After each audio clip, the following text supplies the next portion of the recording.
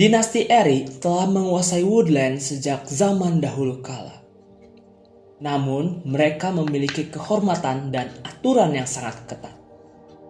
Sehingga kesalahan sedikit saja bisa membuatmu tereksekusi dan berkonflik satu sama lain.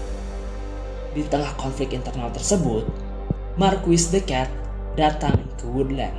Mereka berusaha mengambil alih Woodland dan berusaha membuatnya menjadi kawasan industri dan militer. Mereka gencar melakukan invasi dan hanya menyisakan satu wilayah saja untuk dinasti Eri. Dinasti Eri pun tidak tinggal diam. Mereka mengerahkan seluruh kekuatannya dan berusaha melawan balik. Terjadilah pertempuran besar antar dua bangsa ini. Namun, rakyat-rakyat kecil yang ada di pedesaan, mereka tertindas akibat peperangan ini. Dan mereka ingin menyatakan revolusi. Mereka menyebarkan simpati dan menggulingkan pemerintahan-pemerintahan yang ada di desa-desa mereka. Terjadilah peperangan 3 arah yang membuat Woodland semakin kacau. Hingga suatu hari, datanglah seorang pengembara yang bernama Vagabond dan akhirnya mengusulkan negosiasi kepada 3 bangsa tersebut. Intercultural Communication Final Project. Untuk pertama kalinya, seluruh fraksi setuju melakukan negosiasi damai.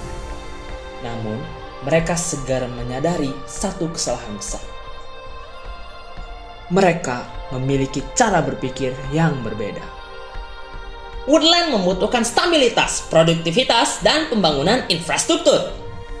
Lihat, mereka bahkan tidak bilang rumah, mereka bilang infrastruktur. Ya, karena ini memang infrastruktur.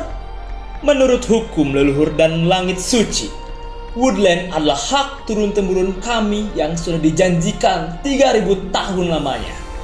Apakah semua burung selalu bicara seperti sedang pita atau kerajaan? Betapa tidak sopannya Anda. Nah, ini masalahnya. Kalian semua merasa Woodland itu milik kalian. Karena memang perlu ada seseorang yang mengatur Woodland. Atau itu mah menjajah, mengelola. Setiap fraksi memiliki culture values yang berbeda. Different cultural values. Marquis percaya pada keteraturan dan efisiensi. Eri percaya pada tradisi dan kehormatan.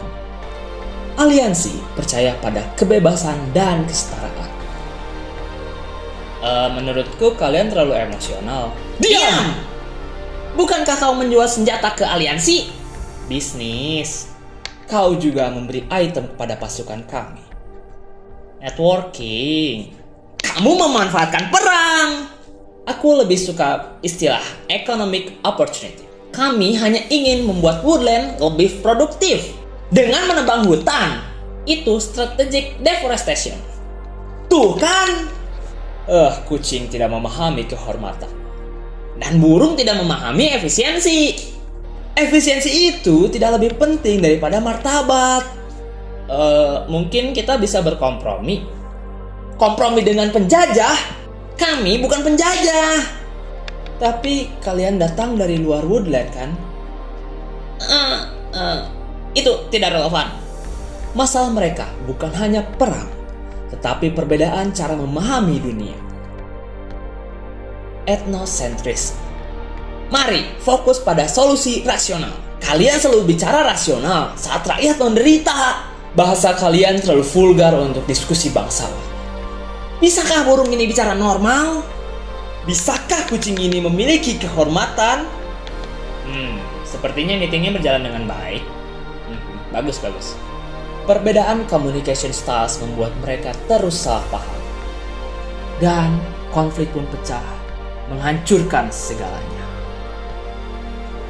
Dalam intercultural communication, konflik tidak selalu terjadi karena niat buruk. Kadang, konflik terjadi karena setiap kelompok memiliki nilai, perspektif, dan cara komunikasi yang berbeda. Marquis melihat keteraturan, Eri melihat kehormatan, Aliansi melihat kebebasan, dan Vagabond melihat peluang. Memahami perspektif budaya lain tidak berarti kita harus setuju, tetapi kita perlu memahami mengapa mereka berpikir seperti itu. Intercultural communication is not about winning the argument. It is about understanding different perspectives.